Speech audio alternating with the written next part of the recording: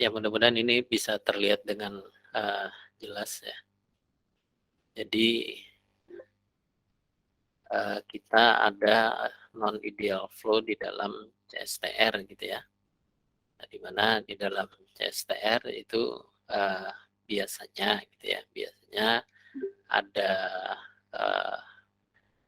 istilahnya dead zone gitu ya, dead zone dan short circuiting ya.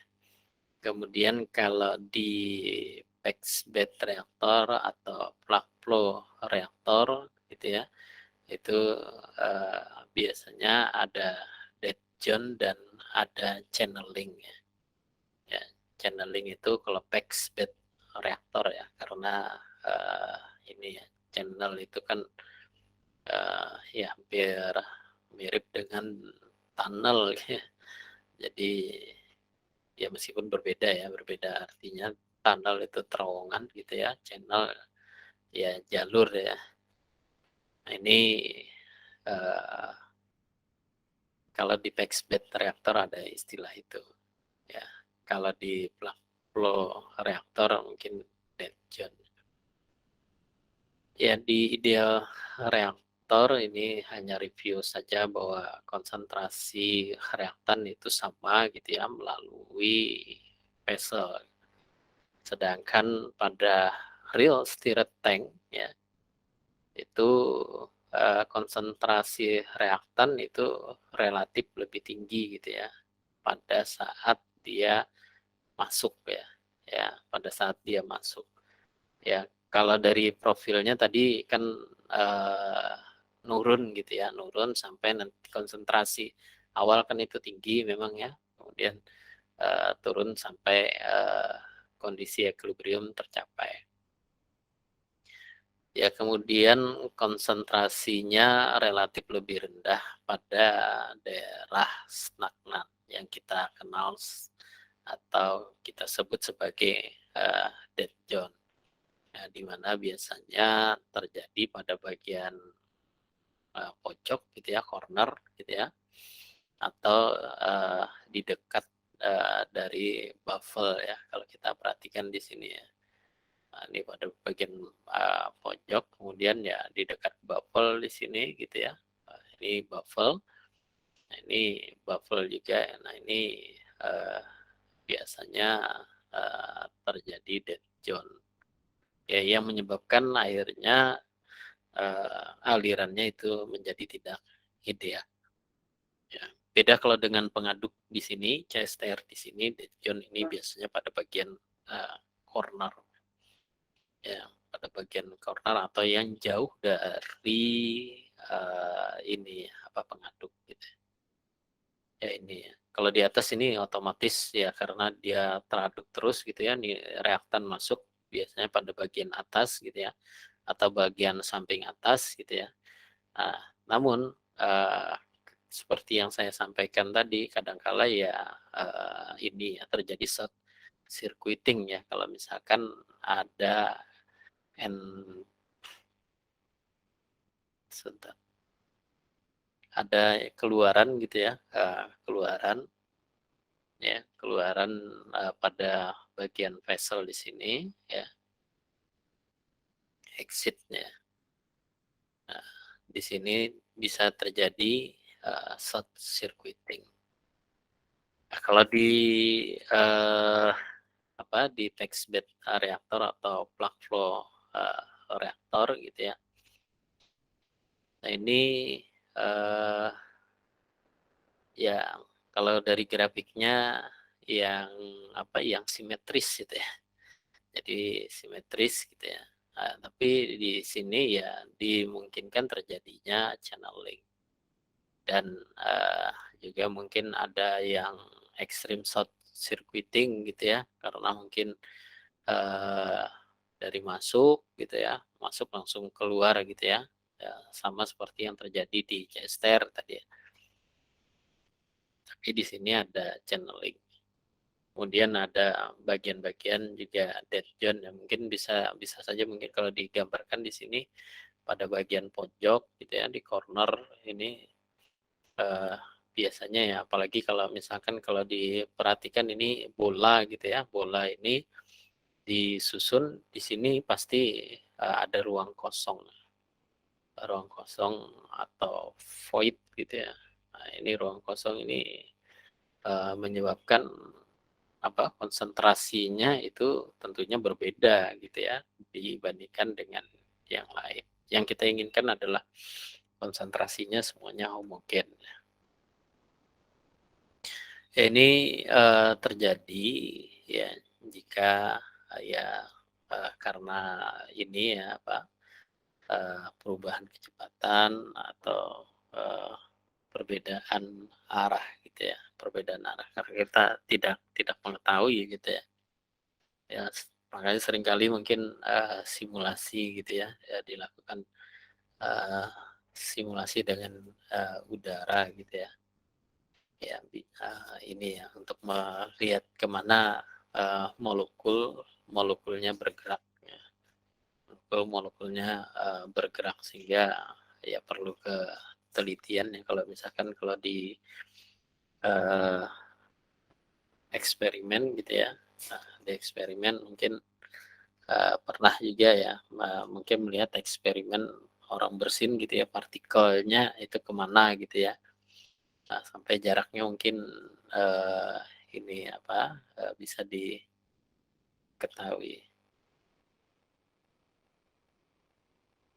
Ya, ini kemarin sudah. Nah, ini uh, ya kita melihat ini, contoh ini saja, contoh ini saja. Penggunaan yang matematika tadi ya. Penggunaan penyelesaian numerik di sini dari 0 sampai 10 gitu ya. Dari 0 sampai 10, kemudian uh, yang satunya dari 10 sampai 14. Kenapa demikian? Karena di sini berbeda gitu ya.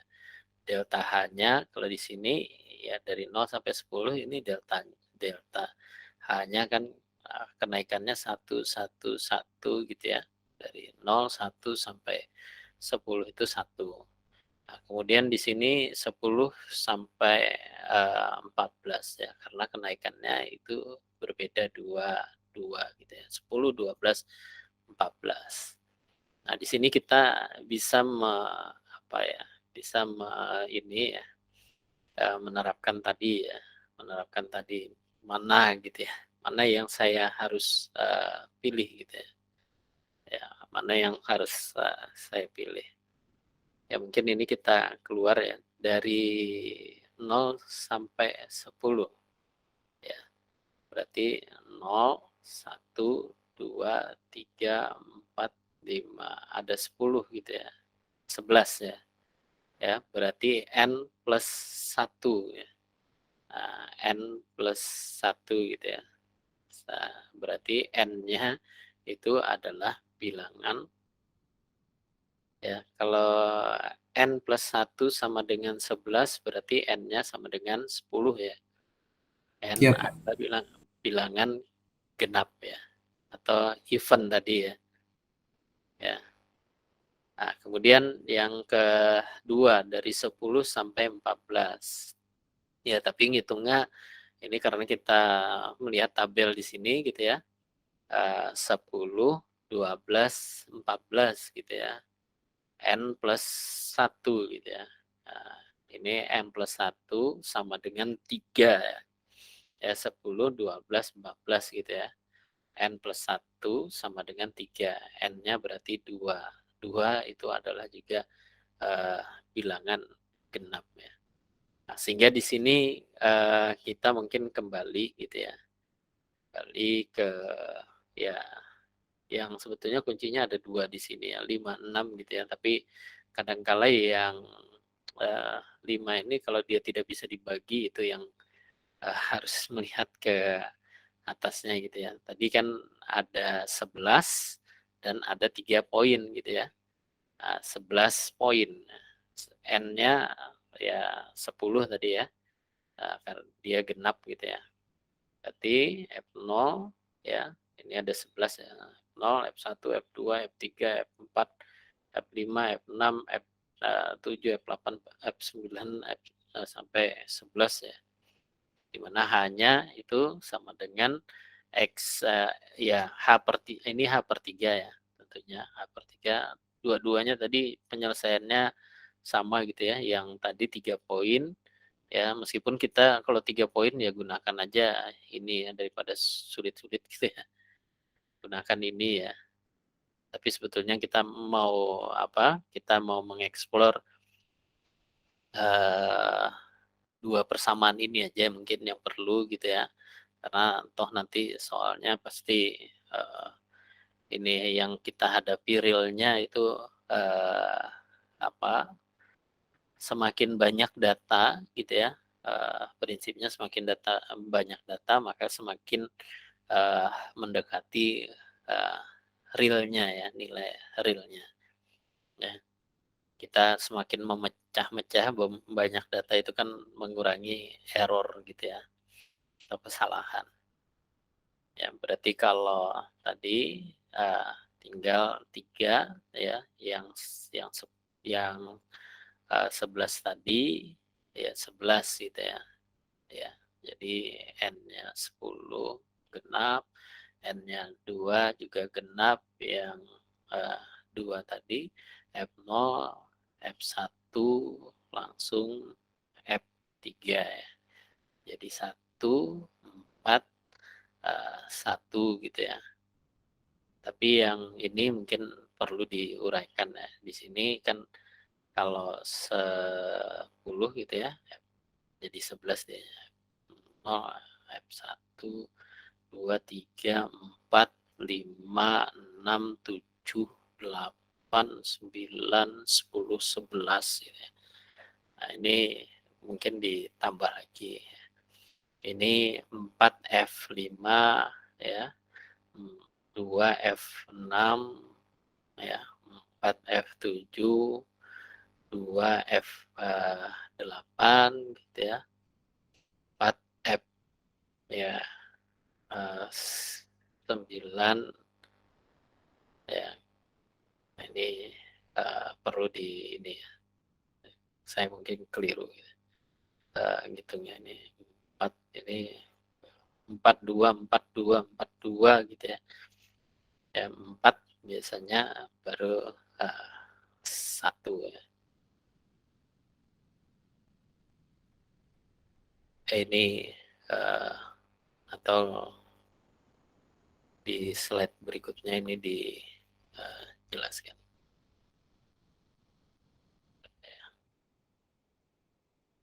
Ya, minggu kemarin di slide berikutnya.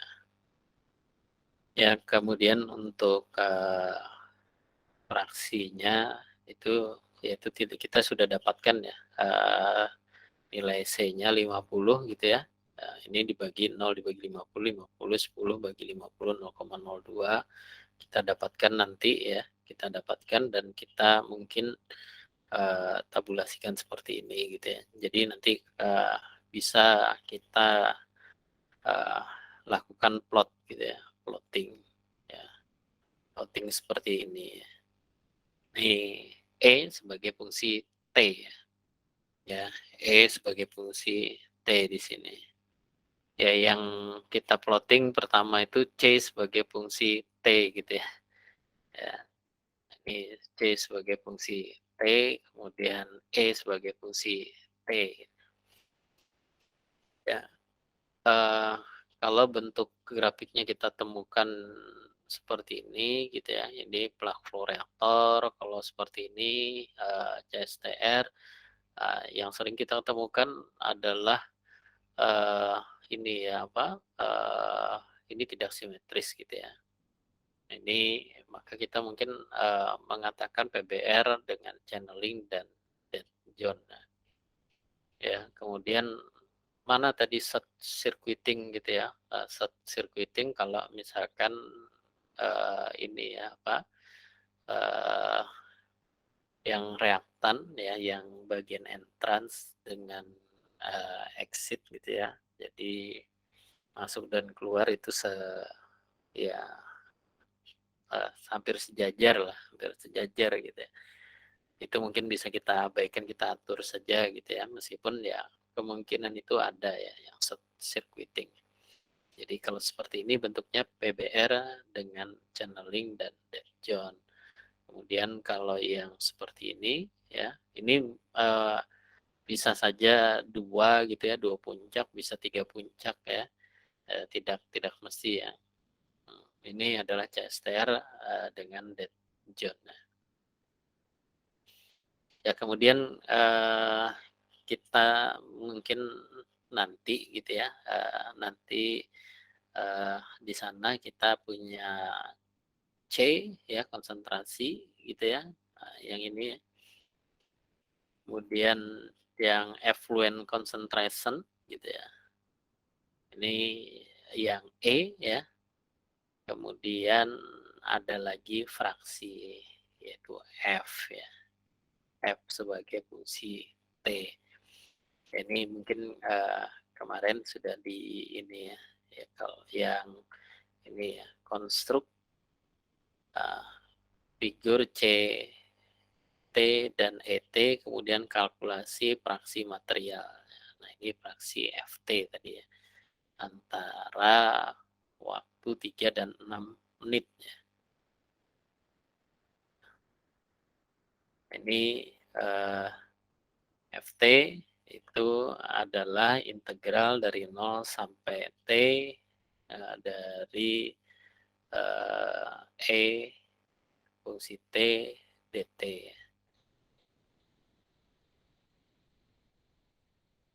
Ya, kemudian ada lagi kenapa dia dikatakan sebagai mean resident time gitu ya. Kita ketahui bahwa di dalam reaktor ideal gitu ya, ada mungkin yang kita katakan sebagai space time gitu ya. Space time atau tau gitu ya, yang didefinisikan sebagai volume dibagi dengan laju alir volumetrik ya. Volume dibagi dengan laju alir volumetrik ya. Itu kalau jadi space time itu ini apa, waktu yang diperlukan gitu ya, ya waktu yang diperlukan eh, maksudnya satu molekul gitu ya, dia dalam satu volume reaktor. Jadi dari sejak dia masuk sampai keluar dari reaktor ya, ya itu kita katakan sebagai space time, waktu yang diperlukan untuk satu volume reaktor. Nah, namun ya molekul ini karena jumlahnya banyak gitu ya, tentunya ini ya apa? Ya ada saja mungkin yang tidak ideal ya. Tidak ideal maksudnya dia masuknya sampai dia keluarnya gitu ya, dalam satu volume reaktor itu tidak sama gitu ya. Ya, kita katakan sebagai mean resident time yang sebetulnya atau TM ya. Ya, sebetulnya didekati sama gitu ya. Sama dengan nilai tau, sehingga di sini dikatakan mean resident time TM itu equal to tau gitu ya, dalam kondisi ideal maupun non ideal reaktor ya. Nah ini TM itu uh, dari kita ini ya, apa uh, ya yang membuat tabulasi tadi ya, tabulasi tabel tadi T, tapi di sini ditambahkan T E fungsi T dt dibagi dengan E T dt, atau T E T dt sama dengan tau. Tau di sini adalah volume reaktor dibagi dengan laju alir volumetrik. Ya, dengan kita menghitung ini ya, menghitung TM, maka sebetulnya volume reaktor dapat ditentukan juga ya, ya dari tracer eksperimen di sini ya. Jadi ada beberapa mungkin kegunaan dari kita tracer eksperimen di sini ya. Tracer eksperimen seperti yang saya sampaikan minggu kemarin itu cari saja yang mungkin mudah didetek gitu ya, didetek dengan alat sederhana ya. Ya, space time atau dan mean resident time (TM) ini dapat memiliki nilai yang sama gitu ya. Jika kedua kondisi di sini dipenuhi ya, diantaranya tidak ada perubahan nilai densitas dan tidak ada mungkin istilah back mixing ya, back mixing atau nanti kita mungkin membahas tentang micro mixing gitu ya. Nah, ini back mixing ya, karena mixing ini atau pencampuran ini tentunya ini ya berperan penting ya, berperan penting ya kita ingin uh, ya mengaduk ke molekul partikel-partikel gitu yang ada di dalam uh, reaktan sehingga bagaimana caranya supaya dia sama gitu ya kondisinya. Ini uh, mungkin sebelum kita masuk ini mungkin ada baiknya mungkin lebih uh, dahulu dipelajari ya karena ini sebetulnya sederhana gitu ya, sederhana uh, mengikuti apa uh, mengikuti persamaan-persamaan reaksi yang mungkin sudah pernah kita pelajari ya, mulai dari reaksi order 1, order 2 gitu ya, order 3 ya. Ya tapi uh, di sini ya itu tadi ya mungkin kita hanya mempelajari order-order ini yang sederhana gitu ya sampai mungkin order 2 karena order 3 nanti di mikro mixing ini juga nanti dia ya diharapkan gitu kalian bisa menggunakan beberapa software gitu ya. Sebetulnya Excel sendiri bisa gitu ya, Excel sendiri tapi uh, software-software penunjang misalkan seperti Polymath gitu ya, kemudian MATLAB ya, seperti itu ya. Apalagi nanti uh, kita kan ingin hasil yang kita kalkulasikan nanti memiliki nilai kesalahan yang rendah gitu ya sehingga ya nilai kesalahan rendah hanya bisa mungkin dilakukan ya dengan berbantuan ini ya dengan berbantuan perangkat gitu ya misalkan Excel dan lain sebagainya karena kalau kita menghitung satu persatu cukup ini ya cukup banyak dan panjang gitu ya. Ya ini sebetulnya ingin saya jelaskan tapi kita masih cukup punya waktu gitu ya sampai uh, kita berakhir perkuliahan ini di bulan Desember jadi ya mungkin sedikit-sedikit saja gitu ya habis ini mungkin saya jelaskan nanti seperti ini ya apa pressure drop tadi gitu ya.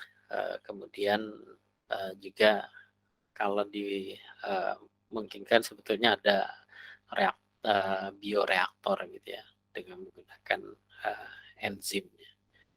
Ya, tapi rasanya waktu kita cukup panjang gitu ya. Mungkin ada uh, baiknya ya ini yang ini dulu dikuati ya dengan menggunakan penyelesaian numeris gitu. Ya silakan kalau ada yang ditanyakan gitu ya, atau sembari lalu ini mungkin saya jelaskan sedikit mengenai, eee, mixing di sini. Karena mixing di sini pendekatan juga ya. Eee, untuk orde satu ya, silahkan sebetulnya disela saja ya. Ini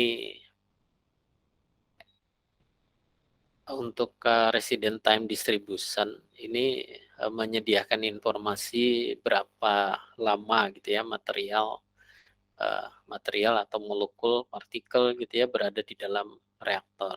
Nah, tapi, RTD ini tidak, cukup memberikan informasi gitu ya, terhadap perubahan apa yang terjadi di dalam, reaktor. Ya dengan kata lain mixing tadi ya. Ya jadi dia kalau kita perhatikan itu hanya menentukan tadi konsentrasi ya, ya menentukan konsentrasi saja. Tapi dia tidak mengetahui atau tidak memberikan informasi yang, cukup gitu ya, terhadap perubahan ya kan, eee, saya katakan mungkin 1 mol NaOH gitu ya, direaksikan dengan 1 mol HCl akan menghasilkan gitu ya, eee, apa, NaOH dengan HCl berarti NaCl gitu ya dan, ini ya H2O. Nah itu, tentunya gitu ya, apa, memang sulit ya, sulit untuk menjelaskan atau memberikan informasi yang ya apa yang terjadi gitu ya, kapan terjadinya gitu ya, eee, molekul atau material ini berubah menjadi NaCl gitu ya, di dalam, eee, reaktor ya, dengan, eee, jumlah yang cukup banyak, molekul dan partikel tadi, sehingga perlu didekati ya, perlu didekati. Memang ya salah satu, pendekatannya ya tetap dengan menggunakan, eee, RTD di sini ya, meskipun ya tidak begitu jelas gitu ya. Jadi untuk reaksi orde 1 DXDT sama dengan K misalkan, 1 minus X gitu. Konsentrasi ini tidak, mempengaruhi dari laju konversi, namun RTD ini memberikan gitu ya, memberikan apa ya, eee, metode RTD ini salah satu yang, ini ya, apa, cukup valid lah untuk, memprediksi dari konversi. Tapi konsentrasi tidak mempengaruhi konversi pada, eee, reaksi dengan orde yang lebih tinggi. Jadi, kita perlu gitu ya, mengetahui degree of mixing di dalam reaktor. Ya mixing di sini memang, terbagi menjadi, 2 gitu ya. Mixing di sini menjadi 2 yaitu makro mixing dan mikro mixing ya. Di mana makro mixing di sini ini, eee, kalau kita lihat gitu ya, kalau kita lihat perbedaannya mana makro dengan mikro gitu ya, hampir sebetulnya mirip gitu ya. Makro mixing ini tapi kita melihat, skala besar gitu ya. Produce a distribution of resident time without specifying how molecule of different X ya. Jadi, ini ya apa, eee, molekul tadi seperti yang saya katakan gitu ya, eee, tentunya memiliki waktu yang, berbeda-beda gitu ya di dalam, reaktor ya. Ya dengan jumlah 1 mol tadi yang sangat banyak gitu ya. Nah ini kita, ini ya, apa, melihat skala besarnya ya seperti itu ya. Ya, jadi without specifying how molecule of different X encounter each other. Jadi bereaksi ya kalau misalkan NaCl dengan uh, NaOH dan HCl gitu ya.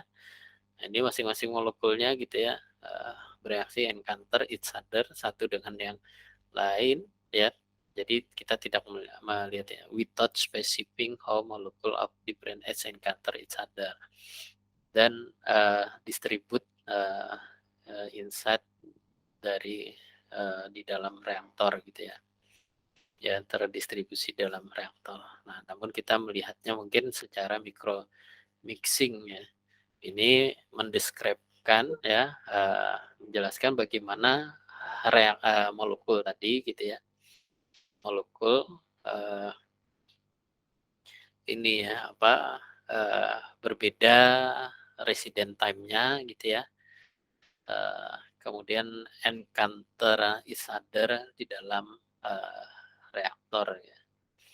Nah, ini tinjauannya kita mikro mixing. Kalau makro mixing ya kita melihat kita tidak mempedulikan gitu ya skala mikronya gitu ya. Tapi kalau mikro kita mau melihat ini ya apa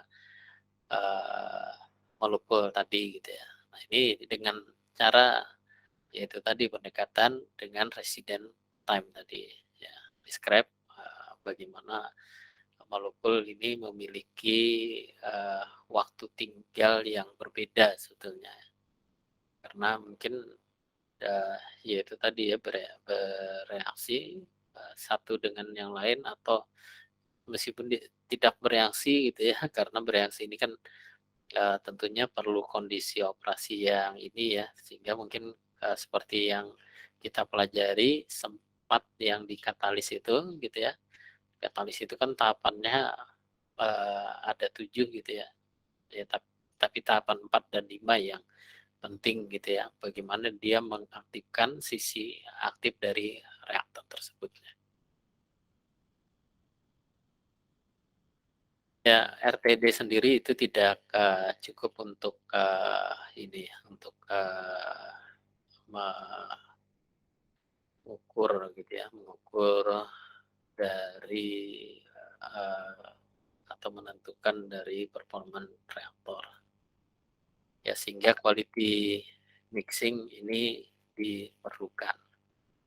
Ya kita goalnya di sini adalah kita menggunakan metode RTD ya resident time distribution yang kita pelajari minggu kemarin dan juga mungkin tadi dijelaskan bagaimana ini ya penyelesaian numerisnya gitu ya dan mikro mixing model ini untuk memprediksi konversi di dalam ya yang kita katakan real reaktor ya dalam kenyataannya. Ada dua ekstrim dari fluid mixing yaitu maksimum mixedness dan complete segregation.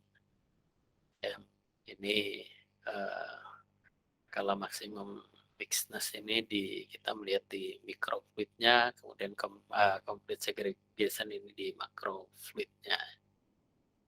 Ya,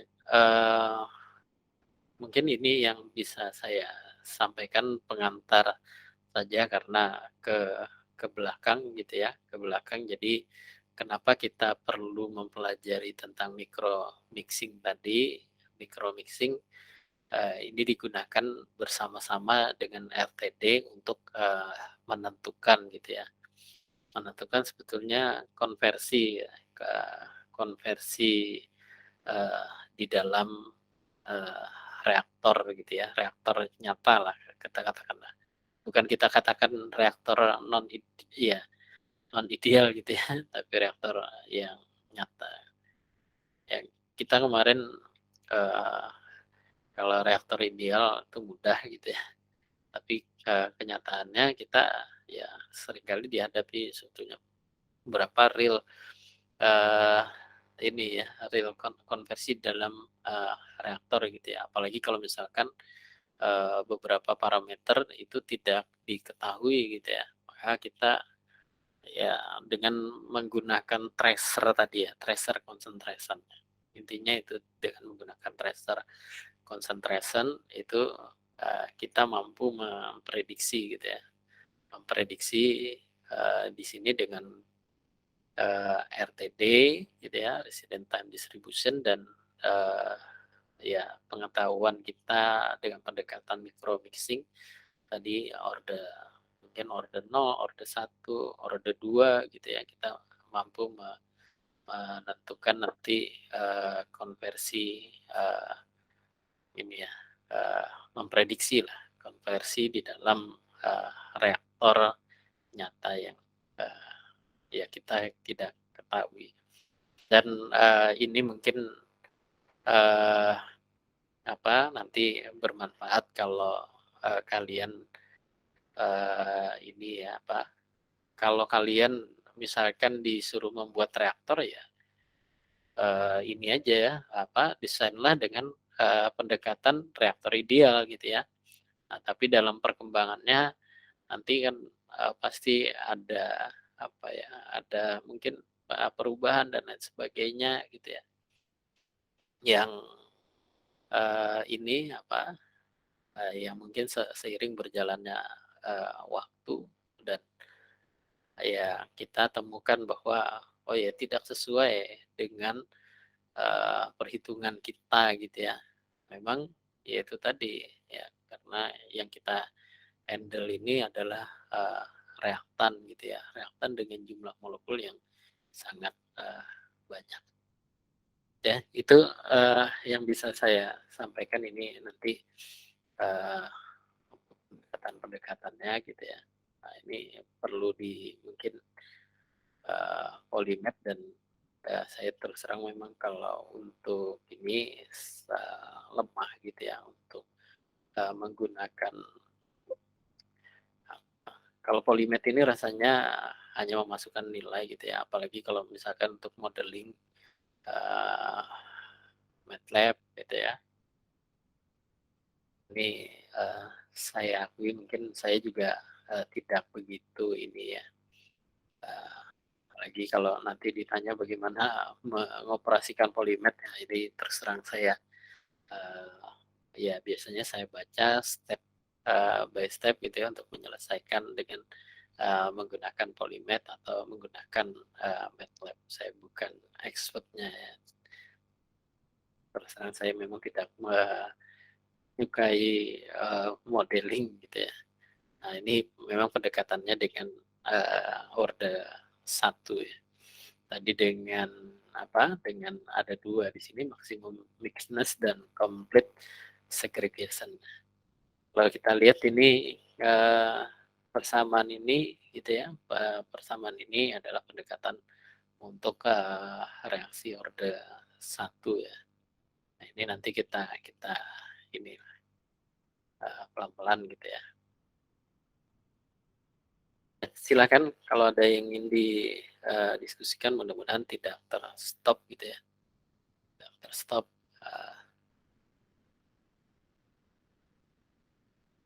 Ya, nanti juga saya coba uploadkan materi, tapi sudah saya share sebetulnya di grup gitu ya. Kalau tidak ada mungkin gitu saya akhiri. Terima kasih. Uh, Tetap semangat, tetap patuhi protokol kesehatan ya. Mudah-mudahan kita semua dalam kondisi sehat walafiat, keluarga dan juga lingkungan kita. Terima kasih. Bila taufik walhidayah. Assalamualaikum warahmatullahi wabarakatuh.